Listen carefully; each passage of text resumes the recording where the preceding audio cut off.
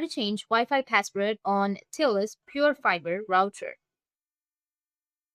So if you want to change your Wi-Fi password on Telus PureFiber router, then the first step is to connect to your network.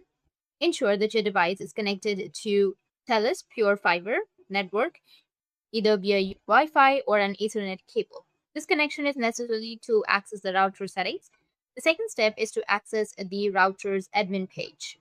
Open a web browser and enter the router's IP address, or you can also go with the application as well. And from the application, you can log into your account and use the icons in the bottom of the app. Select the network option and look for the card labeled Wi-Fi and select the pencil icon on the right corner. After that, select the tab at the top of your screen depending on which Wi-Fi name and password that you would like to change.